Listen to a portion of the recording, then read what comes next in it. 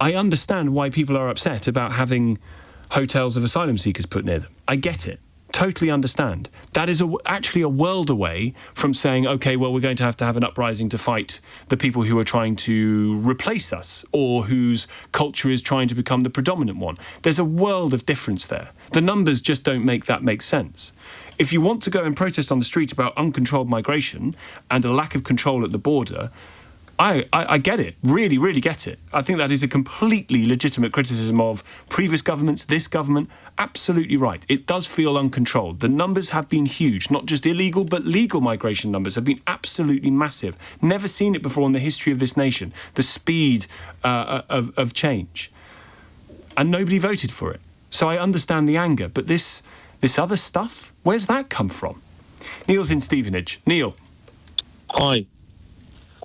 So, look, people are angry, people are mobilising, people are aware of the harm that's been done to this country. Of something like 100,000 girls, according to that report, were raped or groomed by men who are predominantly Pakistani Muslims. And there is a community of people that have come into this country, millions of them, millions, who intend to take it from us. And we are aware of that. And you shrug your shoulders and you go, oh, look, millions of people are coming, that's awful, you should be against more coming in. But what about the people here now? London is 70% gone from us. Every major city in this country is now a majority of outsiders. And people want to get their country back. And it hasn't been like over 100 years this has happened. This has happened since the year 2000. When you say London is Neil, when you say London is gone from us, that it is 70% outsiders. And this silly viewpoint, it's almost like you're being. What does that mean, sir? You know what I mean by us. No. You know what? Yeah, okay, I do. You mean white British, don't you? You mean white British? You're English. Tom, you're English. Yes. And so am I. Yes. And we have shared culture, traditions, values, cuisine, everything, music. We are a people. And we are losing our country. And the Labour Party is a treasonous organisation that while it was in opposition was... But Neil, what you mean is white, don't you? You mean it's white. Yes, I do. Right, okay.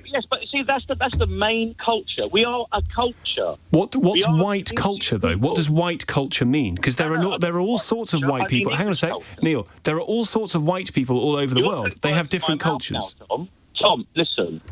English people are an ethnic group. Like Dutch people, Frisian people, Danish people, Basque people, Catalan people. Yes. We are an ethnic group. Now, you can marry into our society. You can join us. You can adopt our culture. And over generation, you can become part of this body. But, Neil, when you watch you can't Okay, sir. Here and say you're English and be Fine. English. You're not. I understand that. I understand. Fine.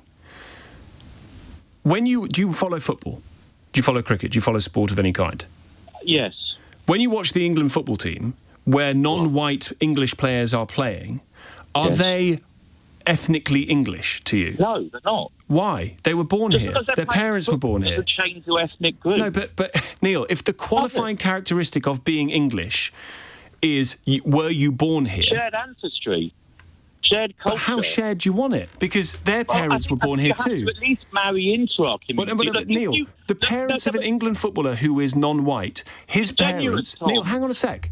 Because this is very interesting definition of what it means to be English in your view. If the parents of an England... Hang on, you've got to let me ask the question, sir. Go on, then. If the parents of a black English football player are born in England...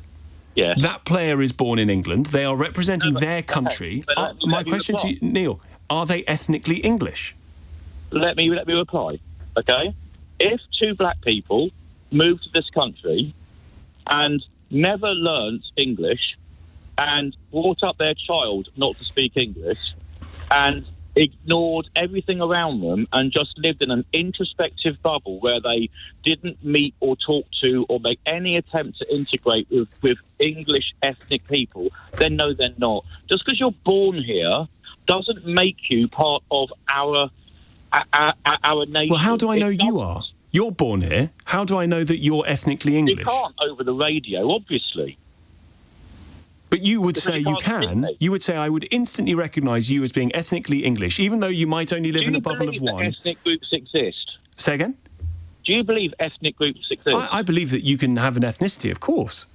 Do you recognise the fact that until the 1970s, about 90% of the population in London were from the English ethnic group? And that means born in England.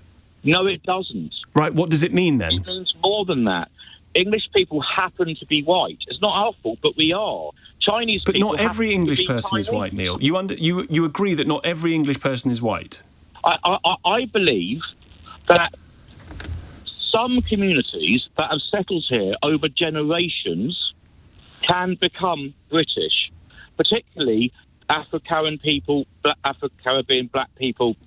But when you have communities where you have one man from Pakistan with a wife from Pakistan who both speak Urdu at home, who are both Muslims, who only eat Pakistani food, who bring their children up to be Pakistani first, they're colonists. What you're talking And about they've is colonised integration. Our cities, What Tom. you're talking They're about... not intense where you live, Pointless. but they are for real people in this country, all around the country. What you're in talking... Birmingham, Okay. all across Yorkshire, Liverpool, all across Lancashire, most of London. We are losing our home, and we've got nowhere to go, Tom. Where do we go? Neil, what you're Where talking... do we go? Okay, I'm going to give it one more go, Neil. If you're just going to keep shouting, this isn't going to work. It's because you're being so disingenuous. You're not even... I'm asking you questions, and the questions are... What you're talking about there is integration. And I, to an extent, agree with you. It is a very bad thing for people to come into the country, to not integrate at all, to not be able to speak the language. It's a very, very bad thing. Do you accept that millions haven't integrated?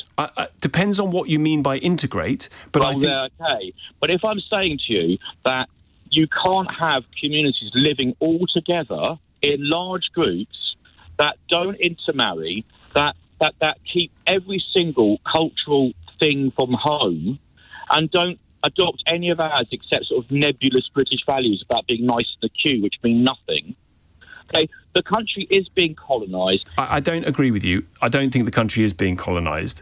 And I don't understand why you can't say or can't agree or can't believe that a person who is born here, who shares the values that you do, who speaks the language, who eats a roast dinner and likes watching England play football. I don't understand why you can't say that person might not be white. Am I still being heard, Tom? If you are saying that anyone can be English just because they say they are... No, I'm not saying that. That's not what I'm saying. That English just doesn't exist. No, that's what you're saying. That's offensive. Neil, at no point have I suggested that, and I don't think that's true. I'll give you this is the final question I'm going to ask you, sir. Rishi Sunak, and there was a question about this, so I'm not taking this example completely off the top of my head. Rishi Sunak, born in Southampton, comes from Indian descent. Is he culturally, ethnically English? He's not ethnically English, as you well know. He's probably Anglo-Indian or British Indian or something like that. Look, culturally, he's adopted many of our norms and values. But he's not ethnically English. So, and we have a homeland, and this is our homeland. So to be ethnically English, you need to be white. No, not exclusively. You need to have ancestors who are from this country that have been here more than one generation. Okay, so we now say that to be ethnically English, you need 2 generations of your family to have been born here? 3, 4? No, I think you need to have some ancestors who have been here for hundreds of years. Hundreds of years? It's an insult on your intelligence and mine, Tom. You know, Tom, that your Tommy Robinson's family came from Ireland. Years. His grandmother was Irish. Tom, I've been living here for thousands of years. I put myself right. Tommy Robinson's mother was Irish. So is Tommy Robinson ethnically English? No, he's not. He's half. Okay. It's a confused picture. Neil, thank you very much indeed. I'm here to tell you that, according to the Office for National Statistics, about 40.6% of London's usual residents were born outside the UK, according to the 2021 census. I don't know where Neil gets 70% from, I have to say. But this is the kind of conversation that is happening, I suspect, as people were walking shoulder to shoulder in that protest. That is not to say everybody, of course, but What does it mean to be ethnically English? What does it mean to be ethnically British? What do we mean by ethnic in the context of Britishness and Englishness? Do we mean colour? I'm not sure we do mean colour.